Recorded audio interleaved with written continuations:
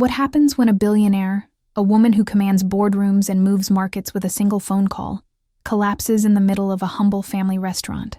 It's not because of a failed merger or a stock market crash. It's because of a simple tarnished silver necklace worn by a waitress living paycheck to paycheck. This isn't just a story about wealth and poverty. It's a story about a secret buried for 30 years, a devastating betrayal, and a single piece of jewelry that holds the power to reunite a family or tear it apart forever.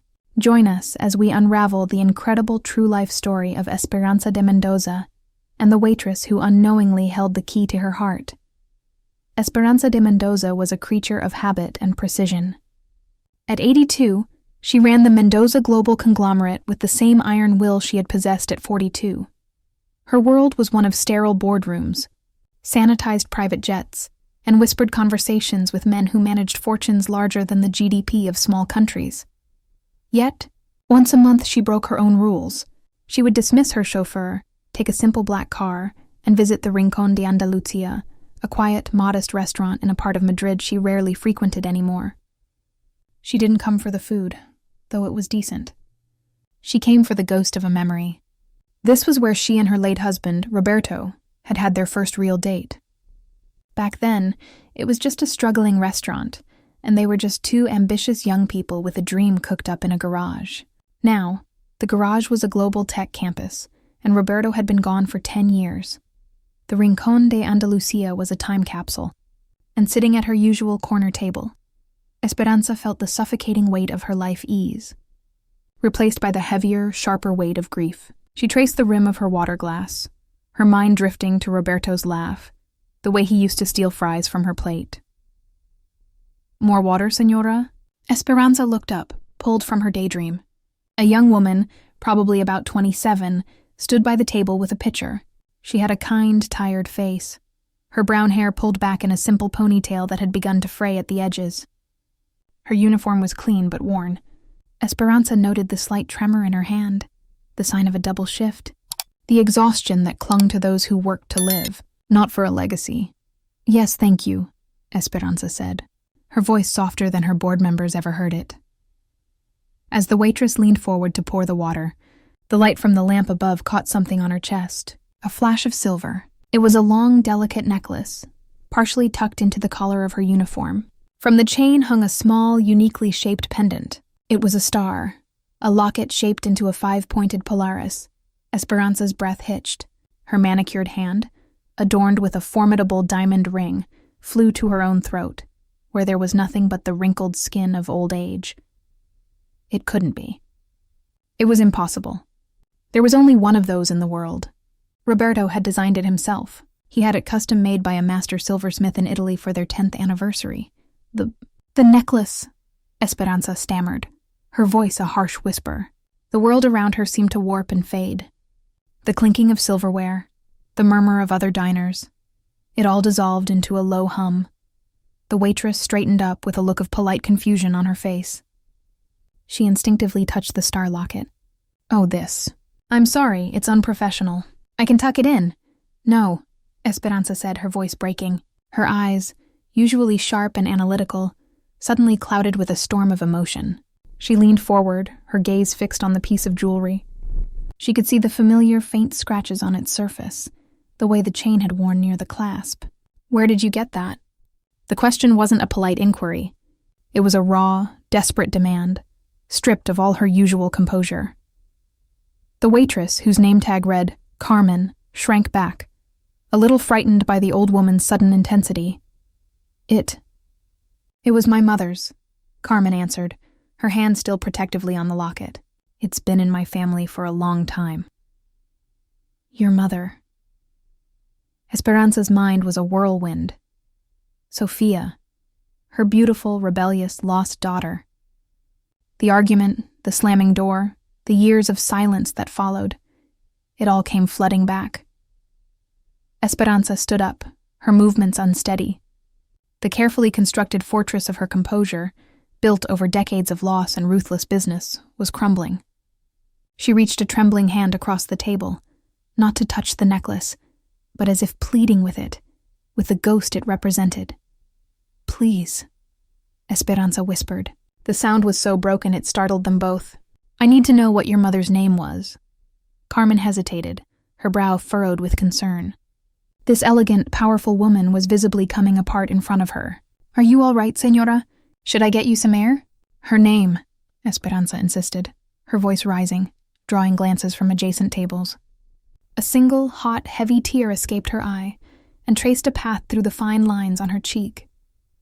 Then another and another, the billionaire, the titan of industry, Esperanza de Mendoza, stood in the middle of a cheap restaurant and began to sob, a quiet, heartbreaking collapse that shook her entire body, all because of a waitress's necklace. Carmen, stunned and overwhelmed, could only whisper the answer. Her name was Sofia. Sofia Rodriguez. Sofia. Esperanza's hand flew to her mouth to stifle a cry of pure, unadulterated anguish. It was her. After 30 years of searching, of hiring private investigators who found nothing, of nights spent staring into an empty nursery, here was the answer. In a restaurant, around the neck of a waitress, her granddaughter. The journey to Esperanza's estate was a blur of silence and disbelief. Carmen, who had called her friend to cover the rest of her shift, sat uncomfortably on the plush leather seat of the Rolls-Royce Phantom, a vehicle more luxurious than any apartment she had ever lived in. Beside her, Esperanza de Mendoza was a study in contained grief. Her eyes, red-rimmed but dry now, stared out at the city lights as if seeing them for the first time. They passed through towering wrought-iron gates and up a long, winding drive to a sprawling stone mansion that looked more like a museum than a home. A uniformed butler, a man named Carlos who had served the Mendoza family for 40 years, opened the door. His face was a mask of professional concern as he took in his employer's disheveled state and her unexpected guest.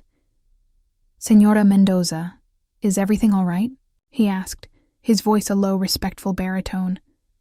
"Everything has changed, Carlos," Esperanza said, her voice heavy with meaning. "Please bring tea to the library for 2. The library was a dream of a room, with floor-to-ceiling mahogany shelves, a rolling ladder, and the scent of old paper and leather. A massive fireplace dominated one wall, with a portrait of a handsome, smiling man hanging above it. It was Roberto. Esperanza sank into a deep armchair near the hearth. "Please sit," she gestured to Carmen, who chose a stiff-backed chair opposite her, perching on the edge as if ready to flee. Señora Mendoza, I don't understand what's happening," Carmen began, her voice trembling slightly. Esperanza took a deep, shaky breath. "That necklace," she began, her gaze drifting back to the silver star. "My husband Roberto, the man in the portrait, had it made for me. There is only one in the world. It's a locket. Is there something inside?" Carmen's hand went to the locket. "My mother told me never to open it. She said it would only bring questions I wasn't ready for." She hesitated. Then her fingers found the tiny, almost invisible clasp. With a faint click, the star opened. Inside, on one side, was a tiny, faded photograph of a laughing young couple. It was a much younger Esperanza and Roberto. On the other side, an inscription was engraved in elegant script. Carmen squinted to read the words aloud. "For my Polaris. Forever my guide. R.M." Her eyes widened as she looked from the photo to the woman in front of her. The connection finally, impossibly clicking into place. Tears welled in Esperanza's eyes again. Polaris, the North Star. He always said I was his guide, the fixed point in his universe. She paused, gathering her strength. 31 years ago, I gave that locket to my only daughter, Sofia. She began to tell the story, her voice low and filled with a pain that time had not dulled. Sofia was their world, a vibrant, artistic, free-spirited girl who was the light of her and Roberto's lives. But as she grew older, she clashed with the rigid, high-society world Esperanza was grooming her for. Then she fell in love. His name was Daniel Rodriguez, Esperanza recounted, shame coloring her tone. He was a musician. A wonderful, gentle soul, but he had nothing, no money, no prospects, no name. I was afraid for her. I wanted her to have security, the life I had fought so hard to build. I forbade her from seeing him. The memory was sharp, a shard of glass in her heart. The fight had been terrible. Words were said that could never be taken back. Do you care more about your money than my happiness? Sophia had screamed. You don't understand love, only contracts and acquisitions. She was 22, Esperanza whispered. She packed a bag that night. I thought she'd be back in a day, a week at most. But she never came back. She just vanished. She looked at Carmen, her eyes pleading for understanding. We searched for years, hired the best people. It was as if she had disappeared from the face of the earth. Roberto died without ever knowing what happened to his little girl. Carmen listened, her own history being rewritten with every word. Her mother, Sofia Rodriguez, had raised her alone. She had been a loving but melancholy woman who worked as a freelance artist, always struggling to make ends meet. She spoke little of the past, and never of Carmen's father or her own family. She had always said they died in an accident. She had passed away from pneumonia 5 years ago, leaving Carmen with little more than a box of old sketches and the silver necklace. My mother told me my father gave her the locket before he died in a car accident. Before I was born, Carmen said softly, the lie she'd believed her whole life crumbling. She said her parents were gone too. She never wanted to talk about it. Daniel Rodriguez died in an accident? Esperanza asked, her heart pounding. Carmen shook her head slowly. I don't know. My mother never used his name. I only know it from my birth certificate. She was always so sad now. Now I think I understand why. She was alone. She cut herself off from you to be with him, and then she lost him too. The two women sat in silence, the 30-year chasm of secrets and pain gaping between them. In the span of an hour, a waitress had discovered her mother was a billionaire's fugitive daughter, and a billionaire had discovered her lost daughter had lived and died in obscurity, leaving behind a granddaughter she never knew she had. You have her eyes, Esperanza said finally, a sad smile touching her lips. She leaned forward. Do you have children, Carmen? Carmen's guard, which had been up all evening, finally crumbled. A genuine warm smile transformed her tired face. Yes, I have a son. His name is Mateo. He's 6 years old. The news was a balm on Esperanza's wounded soul, a new branch on a family tree she thought had withered. I want to meet him, Esperanza said, her voice thick with emotion. Carmen, I want to give you everything. Everything that should have been your mother's. Everything that is rightfully yours. But before Carmen could even process the offer, the library doors burst open. A man in a bespoke suit with Esperanza's sharp features but none of her warmth stood in the threshold. Beside him was a woman dripping in diamonds, her expression cold and appraising. It was Alejandro de Mendoza, Esperanza's son and the CEO of Mendoza Global, and his wife. Beatriz, Alejandro, and Beatriz de Mendoza swept into the library like a pair of circling vultures. Alejandro, the younger of Esperanza's 2 children, had inherited her ambition but none of her sentimentality. He saw the world in terms of assets and liabilities. Beatriz, his wife, was a creature of society, her worth measured in haute couture and connections. Her smile never reached her eyes, which were constantly scanning for threats to her position. They both stopped short, their gazes falling on Carmen. They didn't see a long-lost relative, but an anomaly, a disruption. They saw her worn polyester uniform, her sensible flat shoes, and the stunned expression on her face. Their eyes flickered to the tea service, then to Esperanza's tear-streaked face. Mother, what is going on? Alejandro demanded, his tone suggesting he was handling a corporate crisis, not a family matter. Beatriz glided further into the room, her eyes narrowed as she assessed the scene. She noticed the open locket in Carmen's hand. My goodness, what a commotion. You look distressed, Esperanza. Has this woman been bothering you? Her voice was smooth as silk but laced with venom. Esperanza straightened her spine, the formidable matriarch returning. Alejandro, Beatriz, this is Carmen Rodriguez. She is Sofia's daughter. The declaration hung in the air, heavy and explosive. Alejandro's face shifted from suspicion to disbelief. Then it settled into a hard, cynical mask. Beatrice let out a short, incredulous laugh. Sofia's daughter? Mother, you can't be serious, Alejandro scoffed. Sofia left 30 years ago. This is absurd. Is this some kind of joke? It is not a joke, Esperanza said, her voice deathly quiet. She is wearing the Polaris locket, the one Roberto gave me and I gave to Sofia. Beatrice stepped closer, examining the necklace with a dismissive air. A piece of jewelry? Esperanza, darling, that is hardly proof. Trinkets can be stolen, found, copied. This woman is clearly an opportunist. She probably heard some story and cooked up this little performance to get her hands on your money. Carmen, who had been frozen in her chair, found her voice. She stood up, her chin high, shock giving way to a spark of indignation. I didn't ask for any of this. I was at work. Your mother is the one— Quiet, Alejandro snapped, cutting her off with a wave of his hand as if dismissing a servant. He turned to Esperanza. Mother, think about this rationally. You are emotional. A waitress shows up with a sob story and a necklace, and you're ready to rewrite your will. How convenient. How utterly transparent. This isn't about the will, Alejandro. This is about my granddaughter, Esperanza retorted, her voice rising. This is about my blood. Alleged granddaughter, Beatrice corrected softly. An extraordinary claim requires extraordinary proof, not just a sentimental piece of silver and a convenient story. The air in the room was thick with tension. It was no longer a space of potential reunion, but a courtroom where Carmen was on trial. She felt her cheeks burn with humiliation. These people were looking at her like she was dirt on their expensive rug. They weren't seeing a person. They were seeing a threat to their inheritance.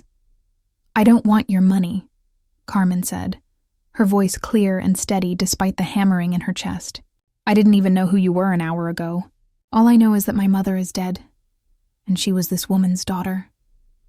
She looked at Esperanza, her expression softening, and I think she was very lonely. The genuine emotion in Carmen's voice only seemed to harden Alejandro's resolve. He saw it as a weakness to be exploited, a tactic in a larger game. How touching, he said with a sneer. A regular rags-to-riches fairy tale. Well, in the real world, we don't rely on fairy tales. We rely on facts. Evidence. He looked from Carmen to his mother, his eyes cold and calculating. There is only one way to resolve this. A DNA test.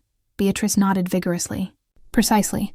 A clinical, scientific, undeniable DNA test. We will have our family lawyers arrange everything. We will use the most reputable lab. No room for error or fraud. The word fraud was aimed at Carmen like a poisoned dart. She flinched.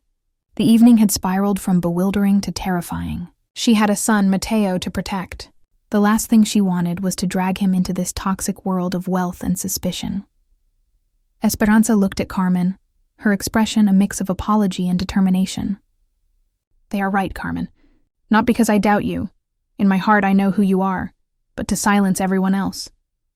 To make it official, undeniable. For your sake and your son's, Carmen felt trapped. To refuse the test would make her look guilty, like the gold digger they accused her of being. To accept meant wading deeper into this viper's nest. She thought of her small rented apartment, her mountain of bills, the constant worry that kept her up at nights.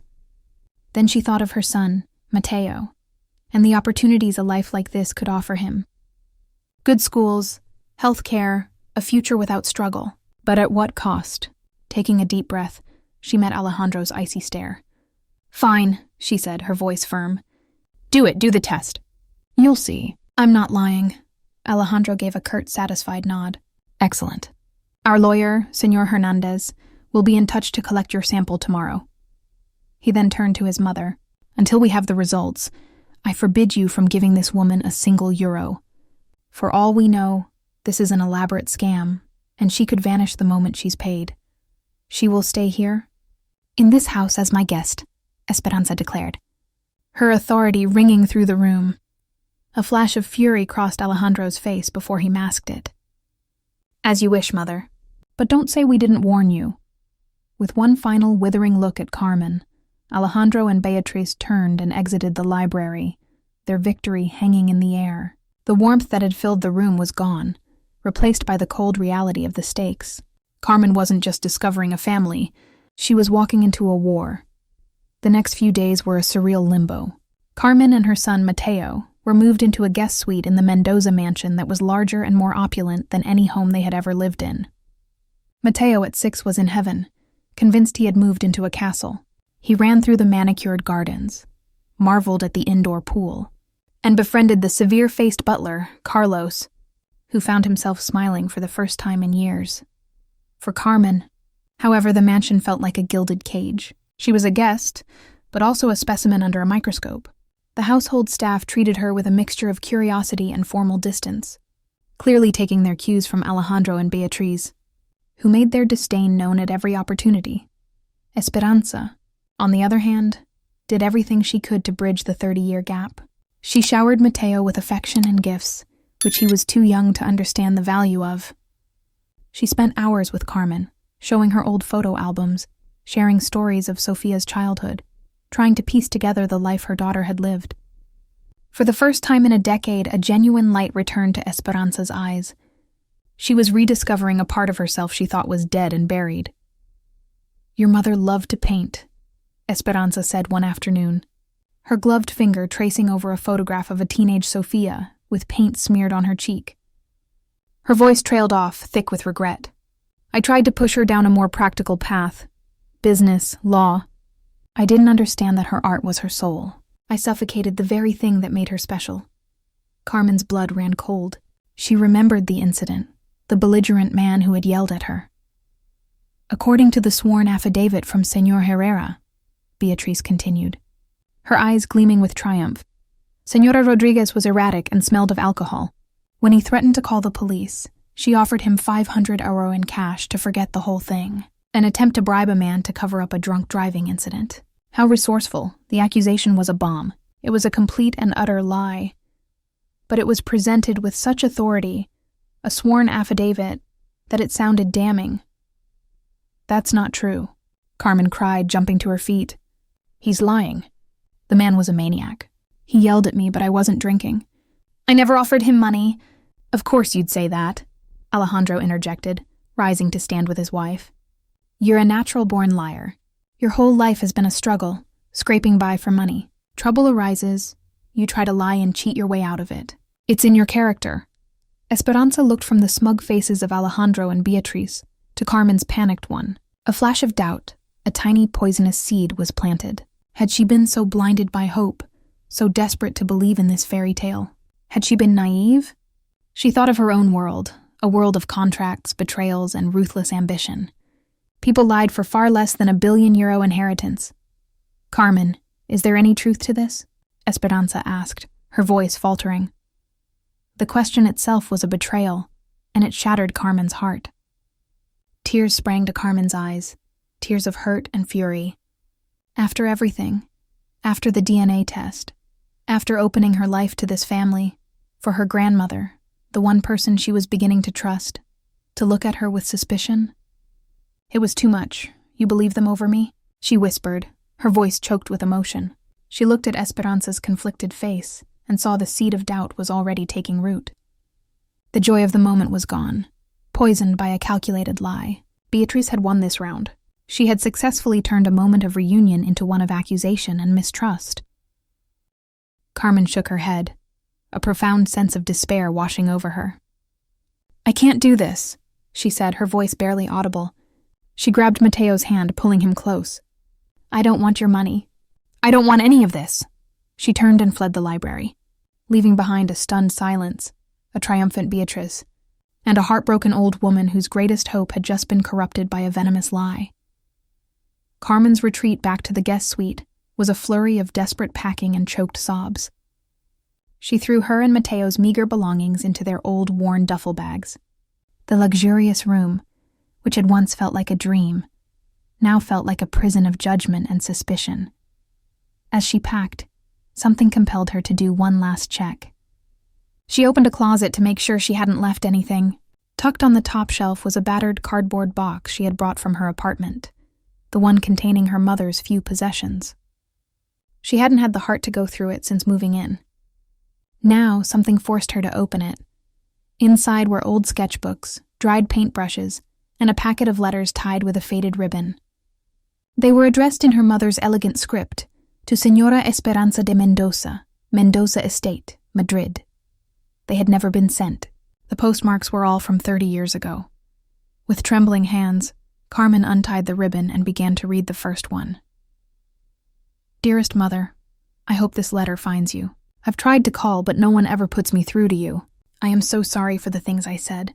I was angry and hurt, but I never stopped loving you. Daniel and I are struggling, but we are happy. I wish you could see that. I wish you could meet him. He is kind and good. Please, Mother, just talk to me. Carmen's breath caught in her throat. Her mother had tried to reconcile. She read another, dated a few months later. Mother, something wonderful has happened.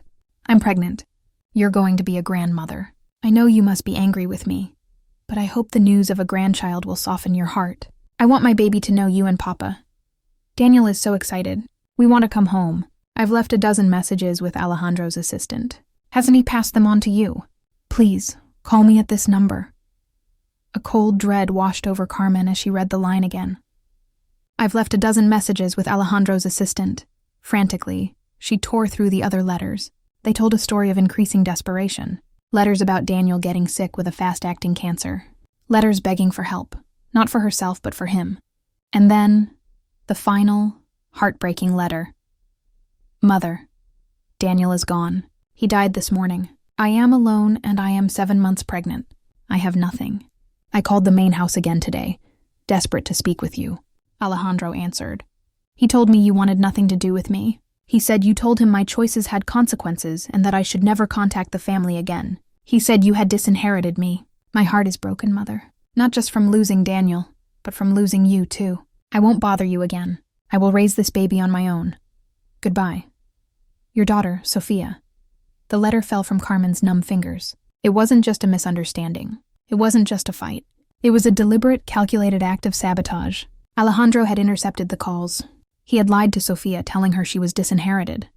He had lied to his parents, letting them believe their daughter had simply vanished without a trace. He alone had destroyed his own family to secure his position as the sole heir. At that moment, Esperanza burst into the room, her face etched with panic. Carmen, please don't go. We can sort this out. I was wrong to doubt you. Please. Her words died in her throat as she saw the letter scattered on the floor and the look of cold, devastating realization on Carmen's face. Carmen simply picked up the last letter and handed it to her grandmother. Esperanza's hands shook as she read her dead daughter's final words. She read about the calls, about the pregnancy, about Daniel's death. But it was the part about Alejandro, the lie, the cruel, unforgivable lie, that made her world collapse. The son she had raised, the man she had made CEO of her company, had not only allowed his sister to suffer and die alone, he had orchestrated it. He had let his parents grieve for 30 years over a loss he himself had engineered. A low, guttural sound of pure agony escaped Esperanza's lips. It was the sound of a mother's heart breaking for the second and final time. She looked up from the letter, her eyes no longer filled with tears, but with a fire of incandescent rage. She turned and marched out of the room, the letter clutched in her hand like a weapon. Carmen followed, knowing this was no longer about her. This was about a 30-year-old crime that was about to be brought to light. They found Alejandro and Beatriz in the main foyer, smugly waiting for the problem to leave. Esperanza walked directly up to her son and, without a word, slapped him across the face. The sound echoed through the cavernous space. You, she hissed, her voice trembling with a rage so deep it was almost silent. She held the letter aloft. You did this. You let her die alone. You let us think she was gone. You killed your own sister. Alejandro's face went white as he saw the letter. The mask of control shattered, replaced by pure, cornered panic. Mother, it wasn't like that. I was trying to protect you. From her, from them. Protect me? Esperanza's voice rose to a terrifying roar. You destroyed us. For money. For power. You are not my son. You are a monster. Beatrice shrank back, her face waxen. For the first time in years, she was speechless. Her world of privilege and power was disintegrating before her eyes. Those letters, Alejandro stammered, reaching desperately for the correspondence. They're old. They could be forged. Enough, Esperanza roared, her voice filling the mansion with an authority she hadn't wielded in decades. 30 years, Alejandro. For 30 years, I wept for my daughter, believing she hated me so much she would rather disappear than speak to me. And you... Her voice broke for a moment before hardening again. You knew exactly where she was. You knew she was suffering, that she needed help, that she was having a baby. My granddaughter. She pointed a trembling hand at Carmen. And you let her die alone in poverty. Carlos, the loyal butler, appeared in the foyer entrance, drawn by the shouts. His elderly eyes filled with tears as he saw the letters in Esperanza's hands. He had been there during those terrible years. He had watched the family fall apart over Sofia's disappearance. "Señora," Carlos whispered, "is it true? Did Miss Sofia try to come home?" "Yes, Carlos," Esperanza said, her voice now filled with grief, but also a terrible clarity. "Our Sofia wanted to come back. She wanted us to meet her husband, her baby. But this monster, stopped her. The truth was out. Ugly, brutal, and undeniable. The very foundations of the Mendoza family had cracked, revealing the rot and betrayal that lay at its core. Alejandro made one last, desperate attempt. "Mother, think of the company, the legacy. If this gets out, the legacy?" Esperanza laughed, but it was a humorless sound, filled with bitterness. "What legacy, Alejandro? One built on lies and the suffering of my own child. One that required the moral murder of Sofia to sustain it?" Her eyes glinted with iron resolve. "I would rather watch it all burn than let you touch another euro of what Roberto and I built." Beatrice finally found her voice, though it was high-pitched and desperate. "Esperanza, let's be rational. This happened decades ago. Alejandro was young.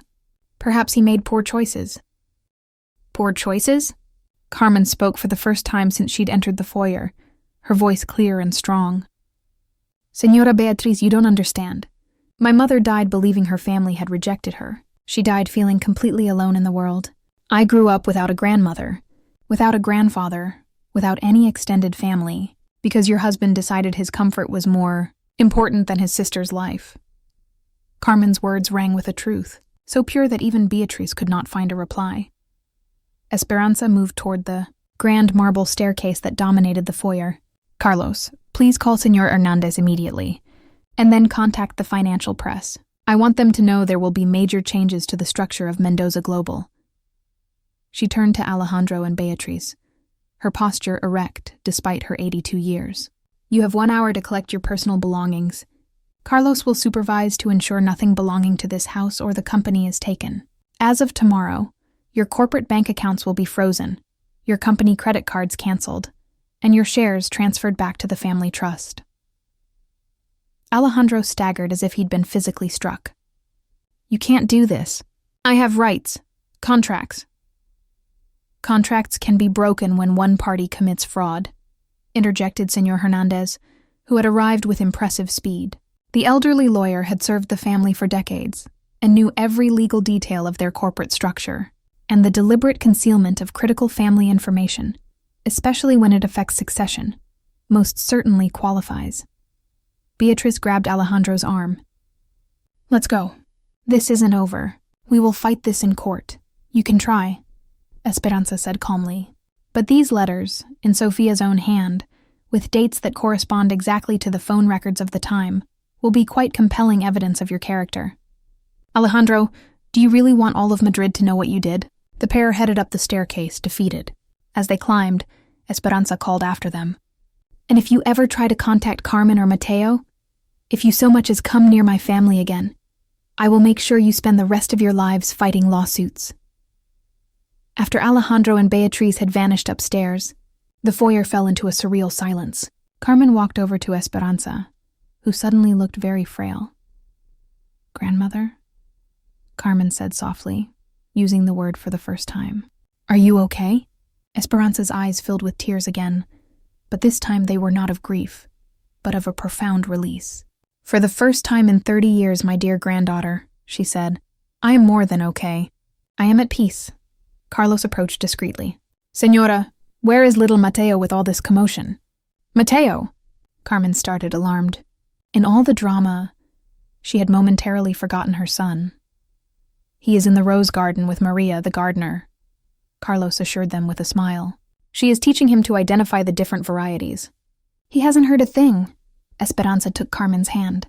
"Come, let's go find my great-grandson. It's time we started building happy memories in this house." The weeks that followed were ones of healing and discovery. Esperanza, Carmen, and Mateo became a small, tight-knit unit. They spent their days not in boardrooms, but in the gardens. Esperanza taught Mateo to play chess, the same way she had taught Sofia. Carmen, discovering her mother's old art supplies in the attic, began to draw again.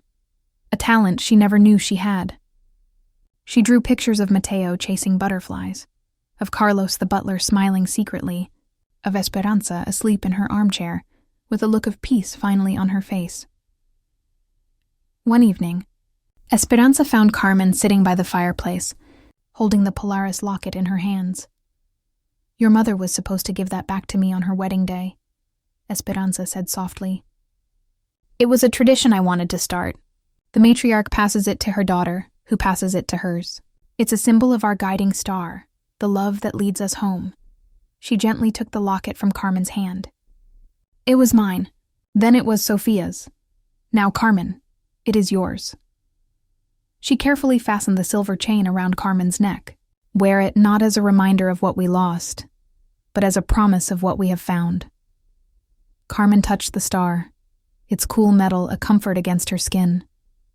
It was no longer just a piece of jewelry.